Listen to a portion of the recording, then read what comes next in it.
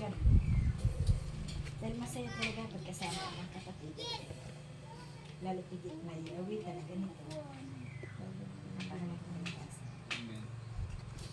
baga man kung sa isang tao na nalulunod na, pag nakarinig ka ng sigaw ng iyong mga kapatid, pagkabali ka, magbubuhay ka. Amen. Kaya, thank you.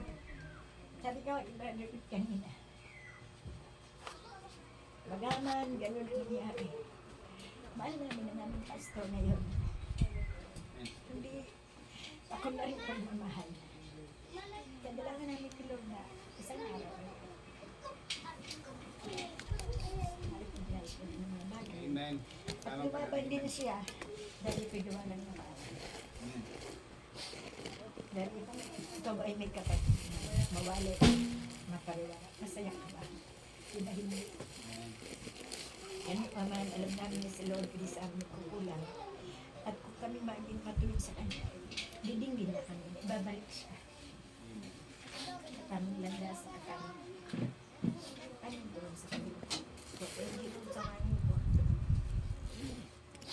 That's one when nawitin na isang nawitin to speak my Lord. Kasi lagi naman sasagot at Amen.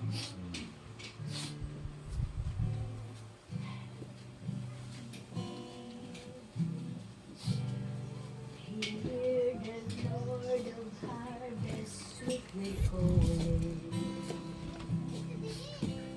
Oh, well, go and work for me today.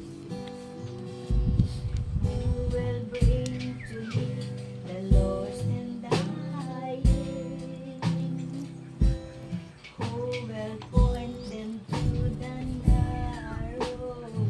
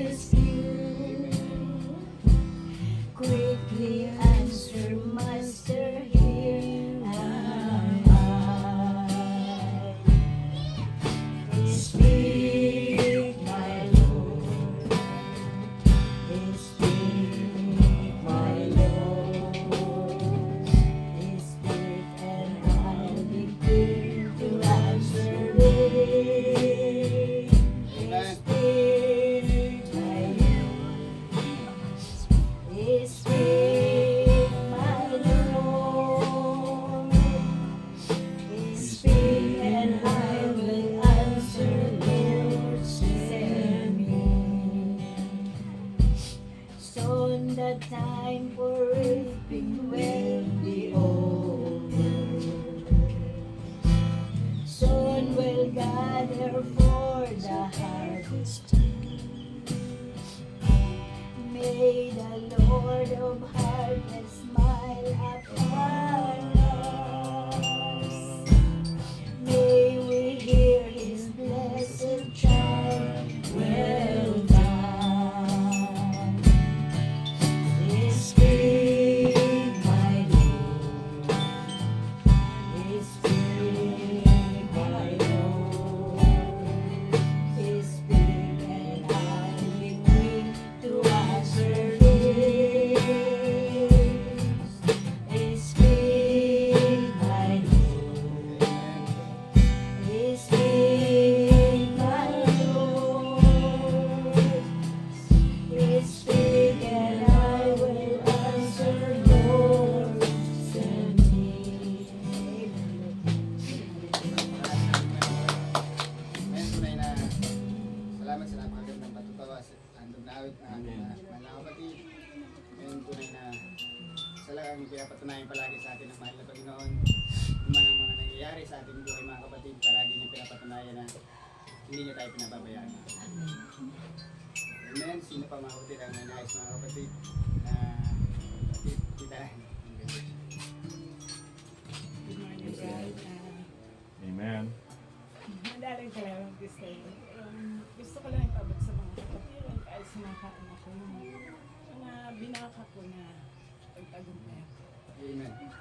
Yung sa Manila pa ako, lahat ko pinagdaanan sa asawa ko, sa kapatid ko sa laman. Yung iba, alam ko, Pastor Henry. Ngayon ko lang na-appreciate ang Amen. kabutihan ng Panginoon kasi Amen. nung nag-decide talaga kami ni Jem umuwi ng Manila ay ng Bicol. Ang talagang purpose ko is peace of mind. Amen. Although maayos ang trabaho ko sa Manila. So matagal ko na talagang gusto umuwi ang Bicol. Nagawa ng si JM, hindi siya sanay. So hindi ako makauwi-uwi. And sa financial, then syempre mawawalan ako ng trabaho. Hanggat gumawa ng parang ng Diyos na nag-pandemic, umayaw si Jem sa Manila. So nakauwi kami at Amen. napag-usapan namin ni Ate Peps na alalayan niya kami and then bandayan ko si Mama. At lahat ng yan, pinagpasalamat ko sa Lord kasi matagal na ako na kahit simpleng bahay lang, basta hindi ako nangungupahan. And then tinulungan nga kami ni Ate Peps dahil hindi ko naman talaga kaya magpabahay. Dahil hiwalay na nga ako sa asawa ko. Ngayon, sobra ko lang na-appreciate na tuwing nakahiga ako sa bahay namin, sinishare ko to sa pamangkin ko, tsaka kay JM na yung magtiis ka lang talaga, magtiis ka. Ako, ang mga batid ko ng Pastor Henry, di ba yung si ate ko, yung hindi ko ginawa, ikaw ko hindi na ginawa ko, pinabayaan ko yun. Tapos, alam ni JM na bago ako umalis ng Manila, may mga tao na nilapitan ako. Hindi ka pala ganon. Hindi ka ganon. Humingiti na lang ako.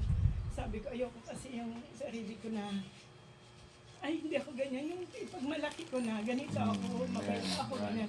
Ayoko yun. So hanggat natuwa ako nung bago ako umalis sa Manila, na ilan yung mga may kapatiran na hindi kapatiran, na lumapit sa akin. Na iba ang pagkakakilala nila sa akin before, kaysa yung bago ako umalis. So yun yung pinagpapasalamat ko sa Diyos na hindi ka talaga pababayaan. Panginoon na yung pagkatao mo, tuluyan na ibang tingin ng tao. So, Amen. Amen. Pagdating ko dito, ang Diablo talaga, hindi ka titigilan. So ang purpose namin, uuwi, pag-concentrate sa Panginoon, tumulong sa Panginoon sa gawain. Si Ate Pep sanda na financially tumulong. Ako naman yung dadaanan niya. Pagdating dito, nalungkot talaga ako ng day na hindi ko alam na iba na naman ang tingin sa akin ng tao na hindi ko ginawa. So, Pastor Henry, hindi ako nag-explain. Ulit sa mga tao, sabi ko, bahala ng Diyos. Kasi sa tagal na binaka ko sa isa kong kapatid, ilang panahon, gano'n ang tingin sa akin, pati ng asawa ko. So, pinatuyan na yan ng Diyos na hindi ako ganun. Amen. Right. So, pagdating naman dito, masakit talaga sa akin. Yung sobrang sakit yung mga nangyari kasi ang plano ko nga mag-concentrate sa Panginoon. So, ngayon naman, si Pastor Henry nag-reach out na kung pwedeng tumalab. So kami talaga nalugmok, lalo na si Che, nakakwento na si Ate Yoli, lugmok na kasi walang gawain. Sabi ko kay Ate Peps, ako din, kasi akala ko umuwi kami ni JM. Dahil lahat ng tao, di ba? Sabi nga ni brother din kagabi, kung tingnan mo din pagkatao ko, hindi ka matutuwa. Kasi hindi naman talaga okay ang mga ginagawa natin. Ang mahalaga, yung nagsisisi tayo. Amen. Kaya nagpapasalamat ako sa Diyos kasi yun nga, minsan gusto kong tumayo, hindi ako tumatayo. Kasi nahihiya ako. Ngayon gusto ko din na i-share yung kabutihan ng Diyos. Amen. Sabi ko, pag uwi namin dito ni JM, unti-unti binibigay ng Diyos yung kahilingan ko. Thank you, Yung Lord. peace of mind, hindi na kami nangungupahan, hindi naman kami nahihirapan sa buhay. Amen. Amen. Normal lang, hindi kami mayaman, hindi kami kumakain ng maayos. Amen. Nakapiling ko sa mama, iba tumatanda na. Kaya yun yung sobrang pagdananalangin ako sa Diyos na, sabi ko, Lord, ano man yung dinaanan ko noon, physically, nasaktan, mentally, lahat. As in, nag-attempt na ako, ewan ko alam ni Pastor Henry na mawala ako sa mundo. Alam ni Pastor yan. Pero, sabi nga sa mga pamangkin ko na, pag anak ka pala ng Diyos, hindi ka hayaan. Amen. Tama. Yes, So Lord. yung pinagsisihan ko yung kasi sabi nga ni Pastor Yap na ang nagpapakamatay ay talagang impyerno ang diretsyo. So doon ako nagpapasalamat na hindi pinahitulot ng Diyos. Kasi dami ko palang dapat pang-ayusin. Amen. Dami akong pinag-aaral sa kanila kahit hindi alam na mga lalo na nakatulog. Nagpapasalamat ako sa Diyos kasi kahit ngayon sa pamamagitan ni JM na naging malakasan. Alam niyo lahat ng ano si Dave sa buhay ko.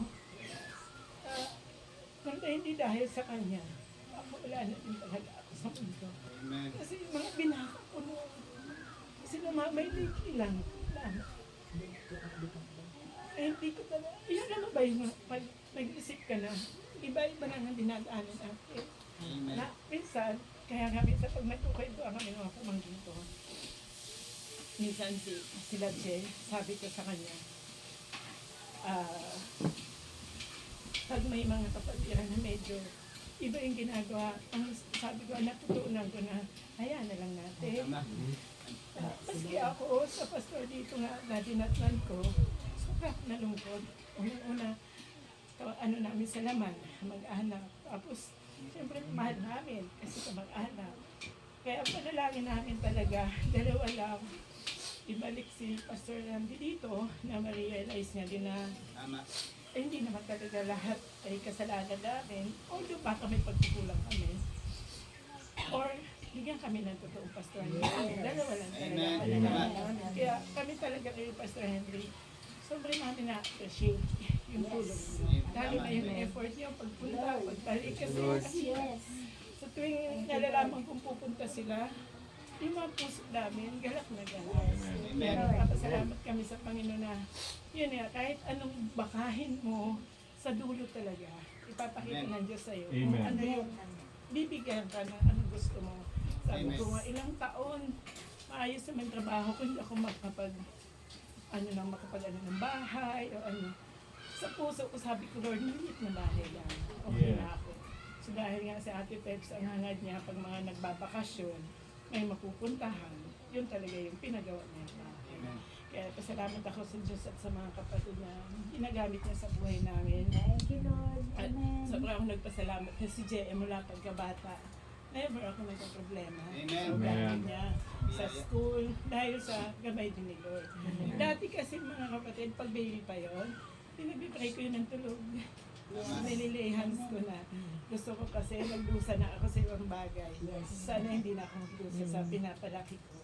Tama. At ngayon ko na-appreciate na si Mamay, sobrang bait. Si JM, sabi ko, itong dalawa lang, although mababait mga kapatid ko, yung dalawa lang na yun, sulit na sulit na. Amen. And ito pa, may kapatid akong supportive masyado sa amin. At hindi ko naman si tinataas si Ate Peps, pero bata pa ako, napaka-supportive niya na sa akin. Kahit Amen. nung nasa Manila ako, na Amen. estudyante ako, isa talaga sa kapatid kong never nagpapaya sa akin. Amen. Ang tawag ko nga sa kanya, siya ang second mother. Kaya nagpapasalamat ako sa Panginoon na kahit anong dami na inaanan ko, ang dami din palang maganda. Yes. Amen. Tama. Salamat ako sa Panginoon at lahat ng iyon binabalik ko at sana mapulutan din ng konting aral. Yung mga pangit man na dinaanan ko, may maganda. Thank you. Salamat ako sa Panginoon at sa inyong lahat na laging tumalaw sa inyo. Amen. Amen. Maraming salamat sa patutuo ng ating kapatid. Ngayon ko lang siya mga kapatid narinig mga kapatid sa haba ng pagkasama namin dito. Ngayon ko lang siya narinig mga kapatid. Although at nakaka-relate ako sa kanya sa ibang mga sinasabi niya. Pero tunay mga kapatid na palaging pinatutunayan ng Panginoon. Sabi nga sa Biblia mga kapatid, yung paghihigante ay wala sa atin mga kapatid. Nasa Panginoon palagi mga kapatid. So ano man ang ibato sa atin mga kapatid kasi pagka sa labas ang nagbigay ng kaguluhan, hindi naman tayo masasaktan. Pero Tama. pagka dugo natin ang binigay, talagang masakit mga kapatid. Kaya yun ang pinapasalamat natin sa mahal na Panginoon kasi palagi niyang pinatutunayan. Siya ay mananagumpay sa lahat at palaging lilitaw ang katotohanan mga kapatid. Kasi ang kasinungalingan naman mga kapatid, matatago mo pero hindi sa Panginoon. Yes. Amen. Amen. Pasalamat tayo palagi kasi isa lang naman talaga ang binibigay sa atin ng Panginoon, pagsubok. Kasi doon tayo mga kapatid namumold kasi di ba tulad sa ginto. Ang Yes. ginto mga kapatid, hindi lang yan basta naging ginto lang. Pag galing sa lupa, pinukpok pa yan. Aside from pinukpok mga kapatid, yan ay sinala pa sa apoy mga kapatid. Tama. So ibig sabihin kung ikaw ay Kristiyano, hindi ka tatawagin na overcomer mga kapatid, nakaupo ka lang. Wala kang kahit isang pagsubok. Katulad nga ni Sister, si Pastor, na kwento nila yung pinagdaanan nila. Napakalupit nga naman talaga ni Santos sa kapatid. Pero kahit ganun mga kapatid, pinatutunayan lagi ng Panginoon na siya ay pinakamakapangyarihan. Amen. Yes, Tama. praise the Lord. Amen. Glory. Sino pa mga kapatid ay may nais na magpatutuwa mga kapatid o handog na awit na ito mga kapatid. Amen. God bless you, Baisan. Pasalamat sa Panginoon. Good morning, brother. Kasi ang ano ko, sabi ko nga, bagamat si Mother matigas ang puso hanggang ngayon. Pinag... May Pray lang. Oo. may time yan.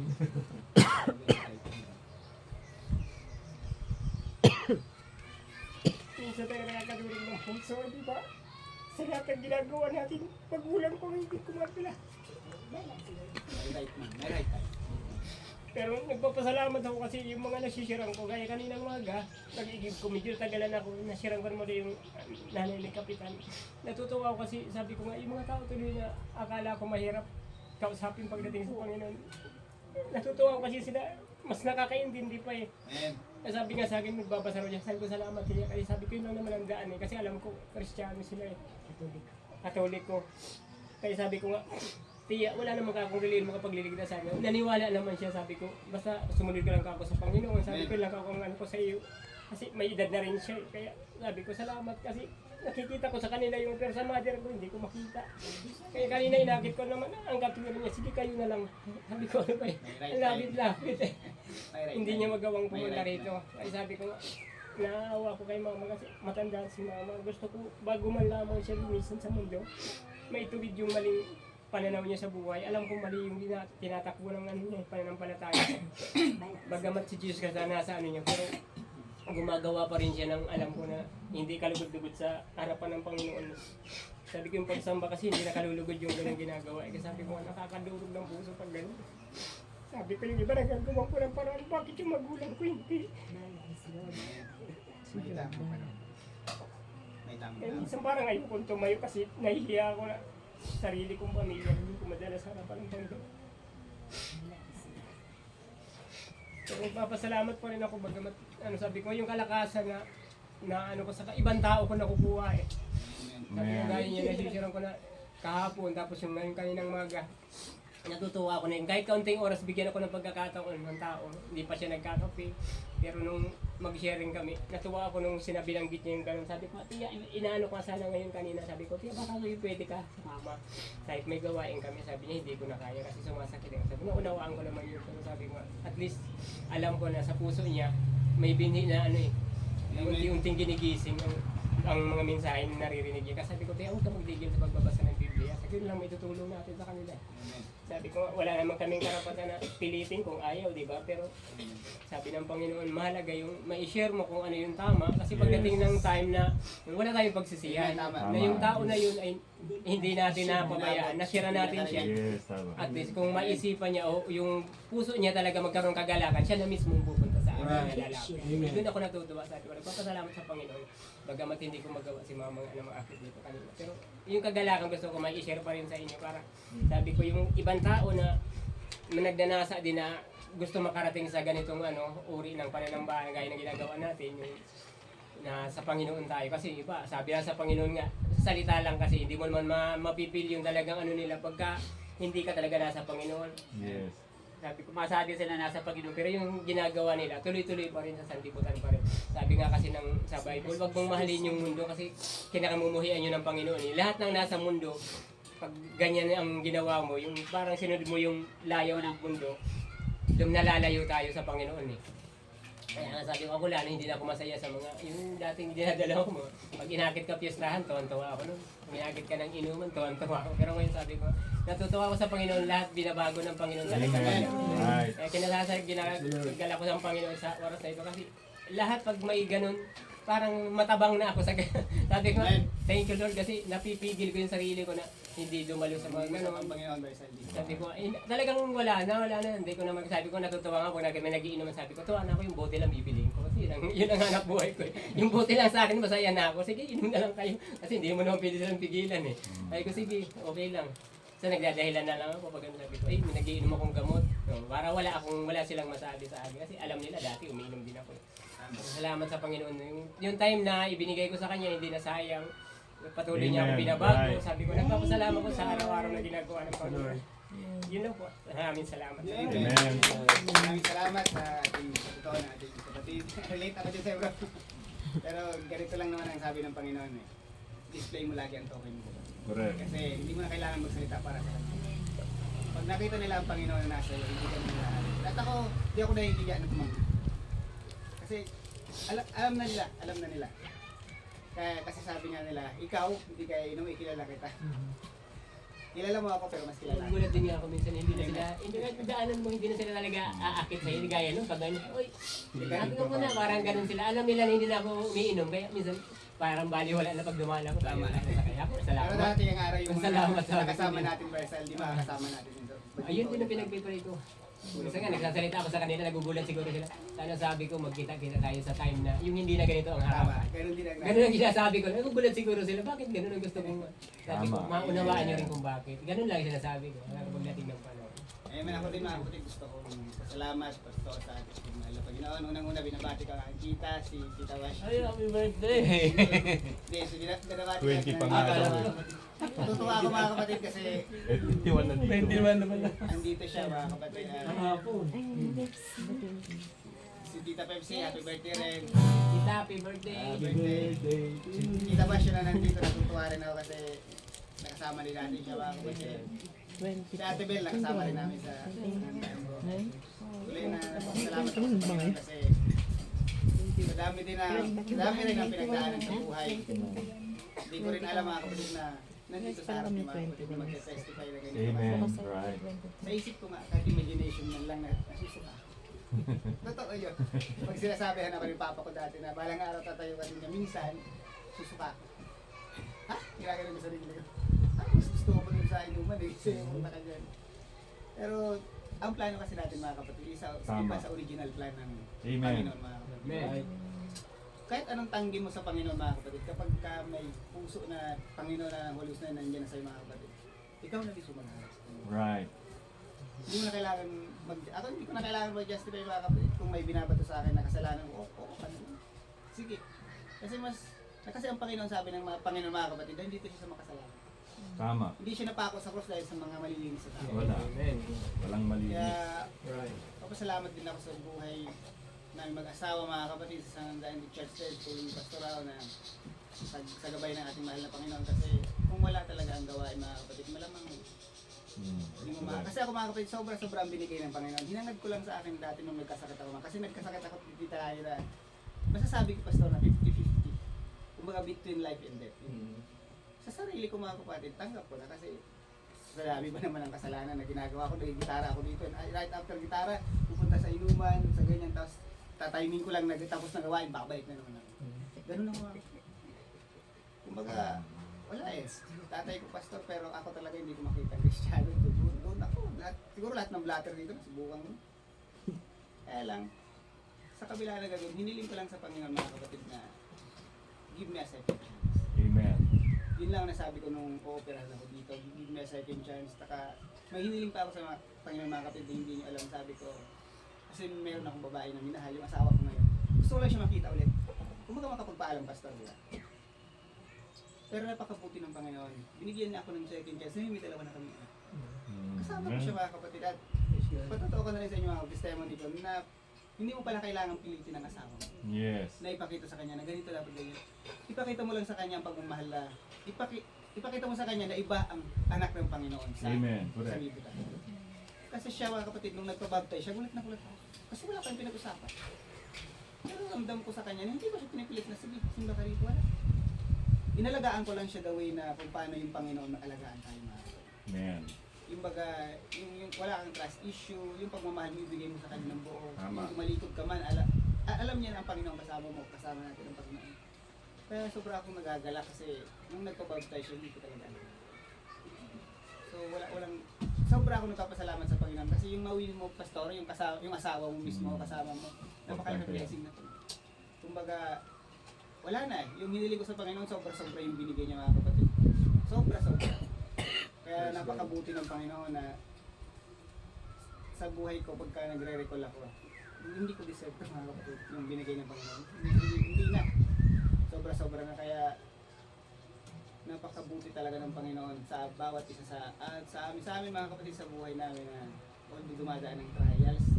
Pero pagka faithful ka sa Panginoon, yung mga needs mo, pastor, yung mga needs mo, Tama. sa isip mo pa lang, pero hindi pa man dumarating, bibigay ng Panginoon. Amen. So, Correct. doon yung ang testimony namin mga kapatid sa buhay namin mag-asawa na kami bilang tao nangangamba kami ng budget for the next week ganyan. Pero nagugulat ako mga kapatid. Pag nag-pray kami, pag umaga may dala si Mrs. Sabi ko, sobra yung binigay ng Panginoon sa atin. Amen. Palaging ganun mga kapatid, kaya nakakatuwa. Kasi hindi naman sinabi ng Panginoon, magpasalamat ka lang sa blessing. Kasi marami din talagang pagsusunod. Pero Tama. pagka talaga faithful ka sa Kanya, yung ano man ang pinagdadaanan mo, ito pray lagi sa Kanya. Tsaka, unahin mo lagi ang Panginoon, kahit na medyo minsan kakaroon ng struggles, pero tayo naman ay naglilingkod sa Panginoon mga kapatid. Amen. Kaya, sobrang nagpapasalamat ako lalo na makarating ulit dito sa bahay-sambahan. Although may lungkot din talaga kasi sa oras na to dapat yung kapatid ko ang dito. Pero tulad ng sabi ng aking tita, na ang Panginoon naman kasi hindi natin alam ang kalooban niya. Kahit na ang pilit, hindi talaga para sa isang bagay. Isang tao, naniniwala ako sa message kasi na iba yung will ng tao. Sabi nga ng prophet, palagi yung way ng tao ay mali. Pero ang perfect will kasi ng Panginoon palagi dapat gusto niya. Tama. Amen. Kaya gusto ko lang samantalahin din mga kapatid ang pagkakataon. Gusto ko rin ma-awit sa ating Panginoon. Na sana ipakinggan nyo na lang yung lyrics niya mga kapatid. Kasi hinunta na ng Panginoon mga kapatid. Invitasyon. Gusto lang ng Panginoon pumunta ka sa inyo. Amen. Title mga kapatid na So Good.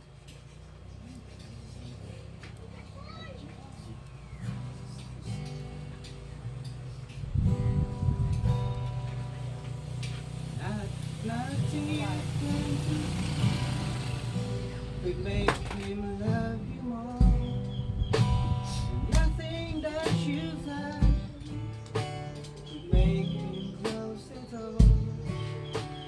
Because of his great love, he gave his only son. Everything was done so you would come.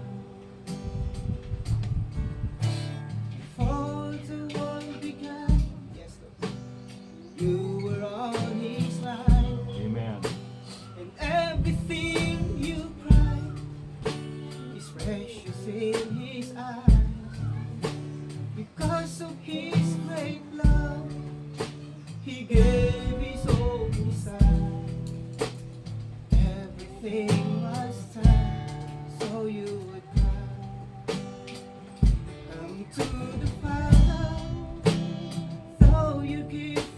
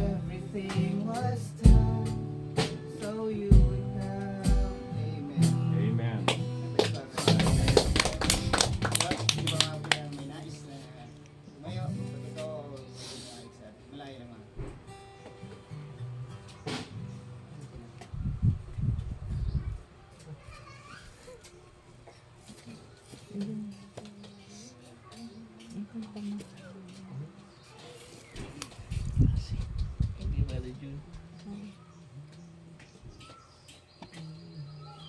Kung wala na mga kapatid, hingin ko na bawat isa ay kapatid.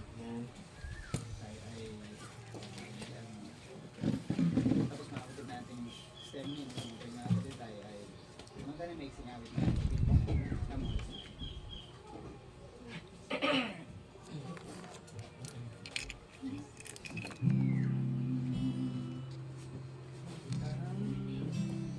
Holy Spirit,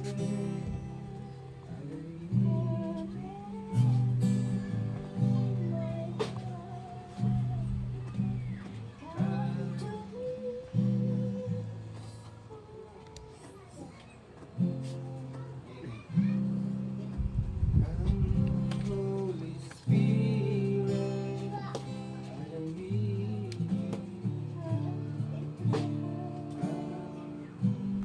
Holy Spirit, I pray.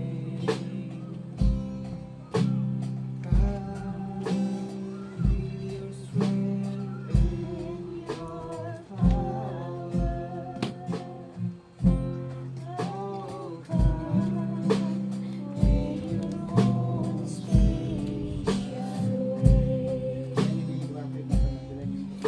Lord, maraming salamat Panginoon sa mga Thank you, Lord. totoo man ang aming mahal na kapatid Panginoon, sa mga testimony, sa mga prima, mga Panginoong Sus. Lord, tunay na ikaw lang nakakaalam ng bawat isa sa aming mga Panginoong Sus. Tunay na alam ko Panginoon na pinatad ko ang bawat isa sa araw ng Panginoong Sus. Handa mo kumitin Panginoon ang aming puso Panginoong Sus sa pagpapatuloy ng aming gawain Panginoon. Gamitin mga aming mahal na pastor, Pastor Gabi Panginoong Sus. Ibigay mo sa kanya Panginoon ay yung banal na salita, nais mo itasin sa bawat isa sa amin Lord. At pinapanalangin ko rin sa gabi sa araw nito Panginoong Isus, sino man may prayer request, ito man ay alam kong hindi sila nagsalita Panginoon, pero ang bawat isa ay mayroong kagustuhan o kahilingan sa kanilang puso Lord. Ito pa rin dito Panginoong Isus ay sa iyong kalooban Panginoong Isus. Lord, ang araw nito Panginoon ay pinagkakatiwala sa iyong pangalan Panginoong Isus, gabayan mo ang bawat isa Panginoong Isus, at ikaw lamang ang makita sa aming bawat isa. Ang lahat ng binabalik sa inyo kamis, pagkakaya para Amen. Amen. Ibigay ko na ang pagkakataon sa ating